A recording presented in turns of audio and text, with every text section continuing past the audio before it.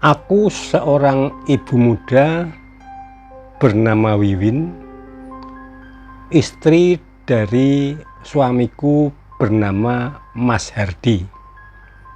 Aku mempunyai seorang anak bernama Seno yang berumur seputar 5,5 tahun menjelang 6 tahun.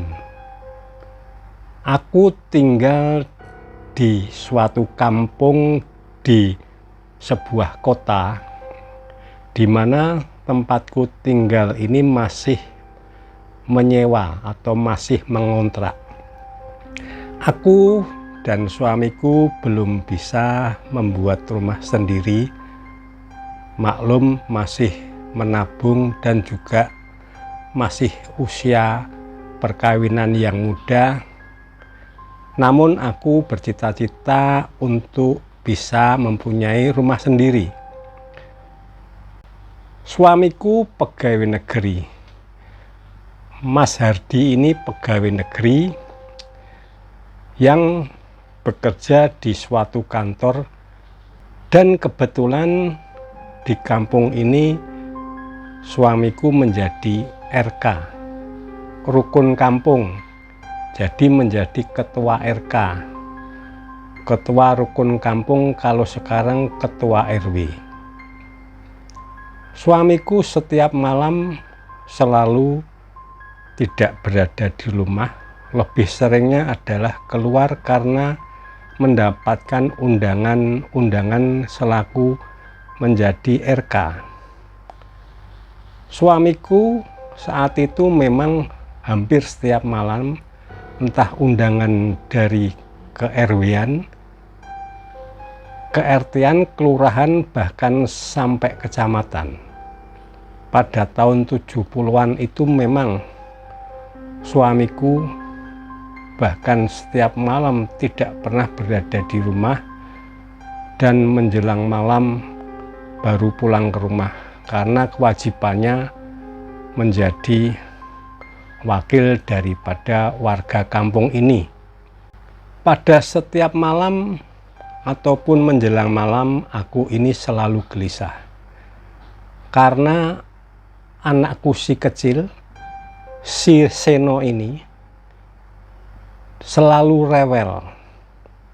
Bahkan seringkali rewelnya itu sampai melihat-lihat ke atas dan kepalanya melotot. Ketika bapaknya sudah datang, Mas Hardi, suamiku, maka si Seno ini kembali tenang. Pada suatu hari di mana suamiku sedang berada di luar, di mana ada undangan dari kelurahan, anakku si Seno berteriak-teriak, menangis, dan sepertinya kejer, mendelik-mendelik melihat ke atap, di mana anakku ini melihat ke atap rumah, di mana atap rumah tempatku ini memang tidak ada plafonnya atau belum berplafon. Maklum, rumah zaman dulu saat itu memang kelihatan gentengnya, dan juga kayu-kayu, apakah itu belandar, terus apa itu namanya, reng ataupun usuk, istilah boso Jawanya itu kelihatan. Dan anakku melotot ke atas dengan tangan menunjuk-nunjuk dan ketakutan. Akhirnya aku bawa anakku ini untuk aku diamkan keluar rumah, aku gendong-gendong. Semakin kejer, semakin kejer. Dia semakin melihat ke belakang, nengok ke atas terus. Sehingga terlihat di atas itu, dia selalu melihat, menjuding-juding, menunjuk-nunjuk di belanda rumah itu. Waduh, kenapa ini ya? Alhamdulillah tidak begitu lama Mas Hardi datang. Seketika anakku Seno itu terdiam. terus bisa tidur dengan pulas, bahkan sampai pagi. Kejadian ini selalu berulang dan selalu aku katakan kepada Mas Herdi, suamiku, tentang keadaan anakku. Selalu menjawab, Mas Herdi sabar, tidak apa-apa, enggak apa-apa, tidak apa-apa, demikian kata Mas Herdi. Lawis disuruh karo Pak Lurah datang, masa tidak datang, demikian kata Mas Herdi. Aku pun tidak bisa menghalangi karena memang itu satu kewajiban, sedangkan aku tahu bahwa istri selalu harus mendukung suami. Untuk itu aku mengangguk-angguk. Setiap hari aku selalu khawatir ketika menjelang maghrib. Begitu menjelang maghrib, ketika suamiku tidak ada di rumah, selalu si Seno itu gelisah. Selalu gelisah, dan setelah gelisah, rewel, menangis, dan tidak mau untuk makan maupun minum. Sehingga jadwal makan anakku Seno itu aku rubah sebelum maghrib. Seputar jam 5 itu mesti aku kasih makan, aku minta untuk makan, aku suapin, dan juga minum untuk secukupnya. Karena ketika Mas Herdi ini pergi, sangat sering sekali Seno rewel, bahkan sampai menjerit-jerit. Dan ini terus berulang. Dan hari ini pun kembali si Seno berteriak-teriak dengan menunjuk-nunjuk ke arah atap, di mana atap itu ada benderanya. Atap zaman dulu ketika dibangun itu selalu ada digubet, itu diikat dengan bendera merah putih seperti itu. Itu adalah memang zaman dulu, begitu rumah baru pasti dibangun ada diikat bendera seperti itu, dan itu masih terlihat sampai sekarang, walaupun rumah ini mungkin sudah dibangun beberapa tahun yang lalu. Si Seno melihat, menunjuk, menjerit histeris, berteriak-teriak, matanya melotot, badannya kaku. Setelah itu pingsan, kembali pingsan, sadar kembali. Ketika melihat ke atas demikian, berulang-ulang seperti itu, aku menjadi bingung. Aku putuskan untuk mengundang suamiku, karena kebetulan rapat hari ini ada di kelurahan, sedangkan kelurahan tidak jauh dari rumahku. Biasanya kalau jauh aku nggak bakalan bisa. Saat itu tidak ada handphone, tidak ada telepon, semua serba harus jalan kaki, harus kita jemput, kita parani, kita songsong, kita jalan kaki. Untuk itu aku bawa anakku sekalian dengan masih teriak-teriak ke kelurahan. Mas Herdi langsung menanggapinya, oh iya, ayo pulang. Pak Lurah juga, ya sudah sana pulang dulu, anaknya dirawat dulu. Ada apa itu ya? Mungkin rewel, kangen bapaknya. Pak Lurah dan semua staf di situ tidak tahu kalau keadaannya seperti apa di rumah ini. Dan Mas Herdi memang tidak terbiasa cerita kepada siapapun. Biasanya Mas Herdi ini memang pendiam, tenang, namun demikian dia sangat pandai sekali bergaul. Walaupun orangnya diam, tapi kalau bicara itu banyak. Demikian. Pulang, setelah pulang, begitu masuk rumah, Seno itu diam.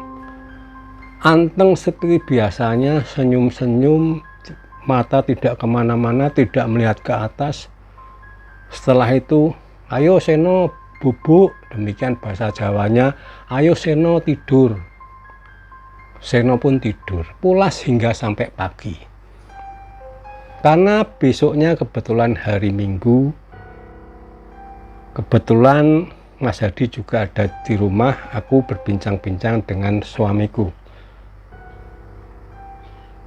Aku sambat, aku begitu takut Mas ketika malam hari Mas Herdi harus meninggalkan rumah rapat, dan rapat ini sering sekali karena memang pada tahun itu sering sekali pengurus-pengurus di RW, kalau sekarang RW itu RK, itu pengurus-pengurusnya RT maupun sering rapat, sering kumpul ke kelurahan.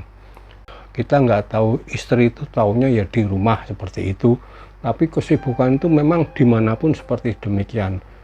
Ketika aku ketemu dengan temanku, kebetulan juga temanku ini juga suaminya juga menjadi RK, juga ada yang menjadi RT juga demikian.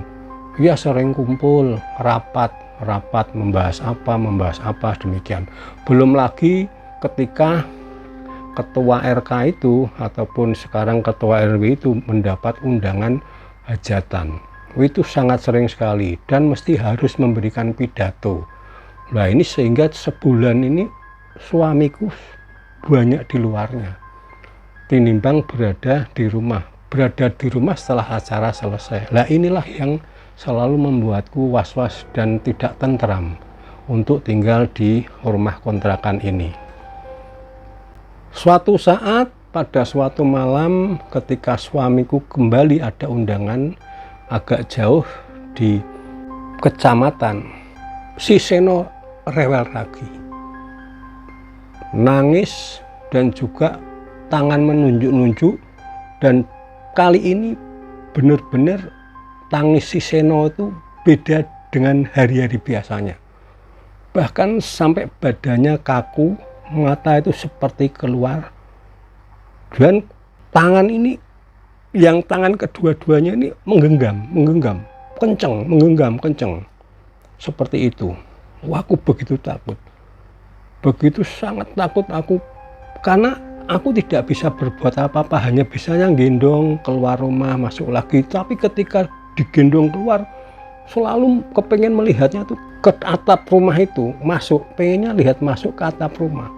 Jadi begitu keluar dari rumah selalu tangannya nunjuknya malah justru ke tempat yang si Seno itu jadi girap-girap tadi, jadi ketakutan tadi. Dan kebetulan suamiku datang masuk ke rumah. Begitu suamiku masuk kembali, Seno langsung terdiam. Mata tidak menunjuk ke atas, ke arah atap, dan juga tangan tidak menunjuk lagi, tertidur lelap sampai pagi. Aku bilang ke Mas Herdi, Mas kok kayak gini terus, aku lama-lama nggak kuat. Jawaban Mas Herdi selalu sama, sabar dik, demikian. Aku pun juga akhirnya mengangguk. Keadaan ini selalu membuat aku resah, dimana ketika pagi hari aku ceria, berbelanja, memasak, terus merawat anakku Seno ini, dan juga kegiatan-kegiatan lain, bersih-bersih rumah dan sebagainya. Tapi menjelang malam selalu aku khawatir. Kali ini suamiku tidak ada rapat undangan, dan aku curhat juga tentang keadaan ini. Tetap jawabannya sama, sabar, dan sabar. Pada besoknya, di mana hari itu Kamis malam, waduh, malam Jumat ini ya, aku agak takut ini. Mas Hadi ada acara lagi, kali ini ke kecamatan. Ada undangan rapat dari kecamatan. Waduh, pasti sampai malam. Kekhawatiran, kegelisahanku selalu menyelimuti sehingga hatiku ini benar-benar tidak tentram. Ketika menjelang maghrib, Mas Hadi belum berangkat. Seno itu seperti biasa ceria, main jalan ke sana kemari, ketawa-ketawa, mainan-mainan. Dan ketika dipamiti sama ayahnya, kali ini biasanya Seno itu dada-dada, boso Jawanya dada-dada gitu loh. Kali ini tidak mau ditinggal, nangis rewel. Butuh beberapa saat untuk menenangkan Seno ini, karena memang acara ini begitu penting. Mas Hadi ini harus datang ke kecamatan. Untuk itu, walaupun sedikit masih merengek, terpaksa Mas Hadi tetap untuk datang ke kecamatan memenuhi undangan. Setelah berapa meter, mungkin seputar 100 atau 200 meter, Mas Hadi itu meninggalkan rumah untuk menuju kecamatan. Seno kembali lagi, kali ini lebih berat daripada hari-hari sebelumnya, di mana Seno ini aku gendong, aku tidak kuat, terasa berat sekali. Maka ku taruh di atas tempat tidur, ku tungguin, dan dia matanya terbelalak melihat ke atas dengan menunjuk-nunjuk, dengan mengatakan sesuatu, wah, wah, wah, wah, wah, wah. Ya, dengan bahasanya kecil ini terus mengatakan seperti itu. Aku pun tidak bisa apa-apa. Dan saat itu juga, entah dari mana aku tidak tahu, kakeknya si Seno ini, Pak Renggo, bapak mertuaku, datang ke rumah. Begitu datang, langsung Seno mereda. Pak Renggo ini atau mertuaku ini mengatakan, yo, wis kroso aku iki. Makanya aku mlaku waduh-waduh. Rene putuku mesti ijek loro iki. Ijek susah iki putuku. Seno iki. Demikian kata Pak Renggo.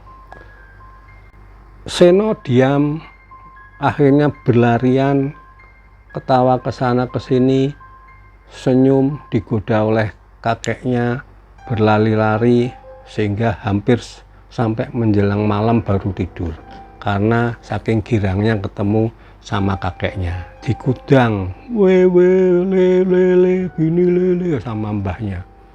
Begitu senangnya Seno. Menjelang malam Seno tidur hingga sampai pagi. Ketika besok paginya Pak Renggo ini mengatakan pada Mas Hardi dan juga sama aku, kowe yen iso ndang pindah saka kene. Demikian kata Pak Renggo. Mas Hardi bilang ke bapak mertuaku, Pak, apa bisa ditunda agak setahun, 2 tahun? Demikian kata suamiku. Ojo le. Loh, bapak kan punya kelebihan. Apakah bapak tidak bisa ngusir makhluk ini untuk pindah di tempat ini biar aman? Aku pun tidak mampu, kata Mas Hardi. Iso le, kuwi gampang. Namanya iki ora sembarangan. Iki wis warisane sing duwe rumah iki.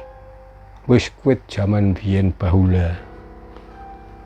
Yen iso tak pindah, aku khawatir turmat si Seno utawa bojomu Wiwin. Kalau aku pindahkan, aku khawatir akan keadaan Seno dan Wiwin selanjutnya. Demikian kata Pak Renggo. Akhirnya Hardi menunduk.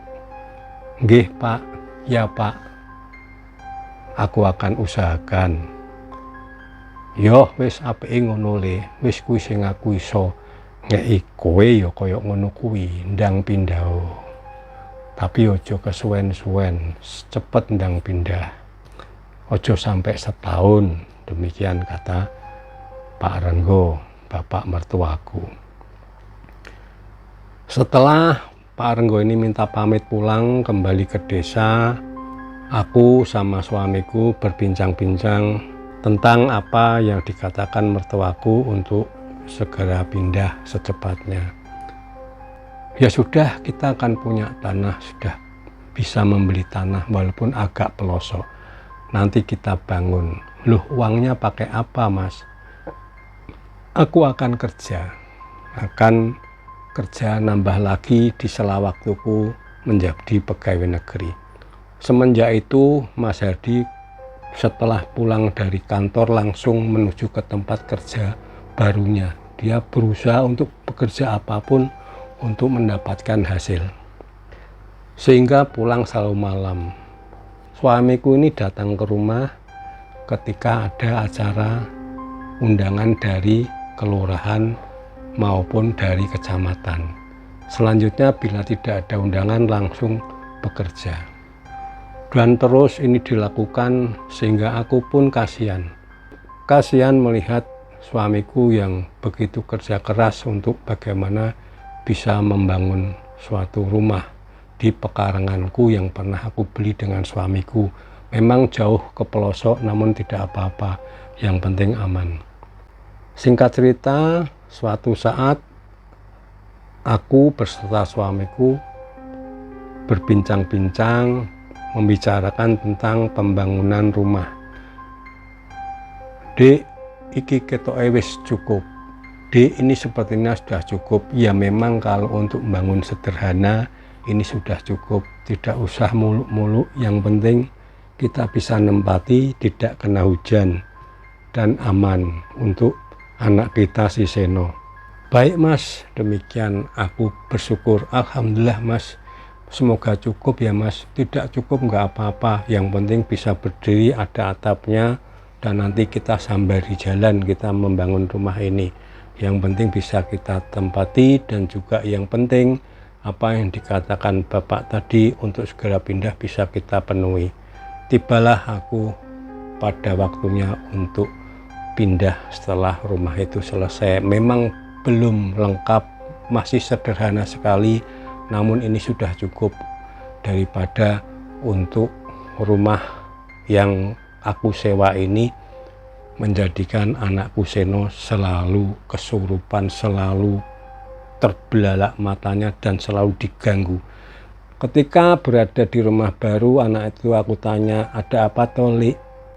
Kok kamu selalu malam itu ketakutan? Dia bercerita bahwa dia ada nenek-nenek tua yang selalu menakutinya. Nenek tua dengan mata melotot dan selalu menakuti dia. Sejalan dengan umur, dia bicara lengkap. Demikian ceritanya daripada anakku Seno ini.